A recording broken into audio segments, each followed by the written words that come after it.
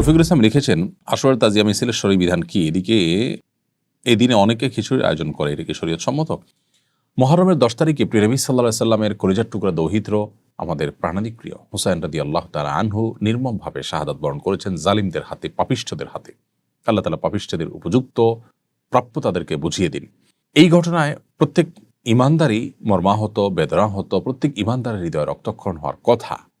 যদি না হয় তাহলে সেক্ষেত্রে তার ঈমান নিয়ে প্রশ্ন তোলা যেতে পারে। নবী পরিবারের প্রতি ভালোবাসা আমাদের ঈমানের অংশ, ঈমানের পার্ট। কোরআনে আল্লাহ রাব্বুল আলামিন নবীর প্রতি ভালোবাসার বিষয়টিকে আমাদের জন্য গুরুত্বপূর্ণ হিসেবে বিভিন্ন আয়াতে উল্লেখ করেছেন। রাসূল আকরাম সাল্লাল্লাহু আলাইহি ওয়াসাল্লামও ওসিয়ত করে গেছেন তার পরিবারের প্রতি আমাদের ভালোবাসা যেন থাকে। অতএব একজন ঈমানদার হিসাবে নবী সাল্লাল্লাহু আলাইহি ওয়াসাল্লামের দৌহিত্রের এই বেদনা বিধুর ঘটনায় তিনি ব্যথিত হবেন, কষ্ট পাবেন, সেটাই স্বাভাবিক। কিন্তু তাই বলে সেটিকে উদযাপনের জন্য নিজে একটা প্রসেস বের করে নেবেন, সেটি কিন্তু শরীয়তে জায়েজ নেই। শোক পালনের কথা যদি আপনি বলেন, নবী আলাইহিস সালাম বলেছেন যে 3 দিনের বেশি শোক পালন করা জায়েজ নয়। অতএব শোক পালন বলতে যা বোঝায় সেটা 3 দিন সর্বোচ্চ করা যেতে পারে, এরপরে শোক পালন করাই জায়েজ নয়, নবী আলাইহিস সালাম পরিষ্কারভাবে জানিয়েছেন। দ্বিতীয় কথা হলো যে শোক পালনের যে প্রক্রিয়া আমরা বানিয়ে নিয়েছি সেটি শরীয়ত আমাদেরকে আদৌ নির্দেশ দিয়েছে কিনা।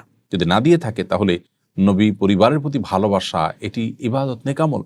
সে নেকামলটা নিজের মন গড়া পদ্ধতিতে করার নামই হলো বিদআত এবং কুসংস্কার। বিধায় আশুরার দিনে তাজিয়া মিছিল এটি বিদআত। আশুরার যে দিন, এ দিনটি নবী করিম সাল্লাল্লাহু আলাইহি ওয়াসাল্লাম সিয়াম পালনের মাধ্যমে আমাদেরকে উদযাপন করতে বলেছেন, পালন করতে বলেছেন। বিধায় এর বাইরে নিজেরা নতুন কোনো কিছু যদি আমরা সেখানে সংযুক্ত করি, যা করতে কোরআন অথবা হাদিস আমাদেরকে নির্দেশ করেনি, এবং ইসলামের নাম দিয়ে ইসলামের ইবাদত মনে করে, ইসলামের কাজ মনে করে সেটাকে আমরা যদি করি, তাহলে সেক্ষেত্রে সেটি বিদআতে পরিগণিত হবে।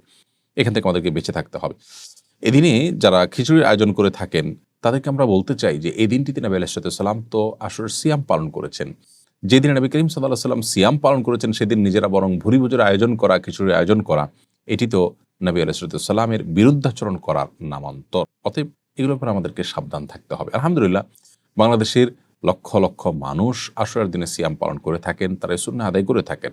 এর বিপরীতে এই তাজিয়া মিছিলের বিদআত কিংবা এই দিনের বেলা খিচুড়ি ইত্যাদি খাওয়ার মাধ্যমে সুন্নাহর তরকের যে ব্যাপারটি, সেটি সমাজের হাতে গোনা হয়তো কয়েকশো বা কয়েক হাজার মানুষ করে থাকে। বিধায় আলহামদুলিল্লাহ, সমাজের বেশিরভাগ মানুষ সুন্নাহর অনুসরণ করছে।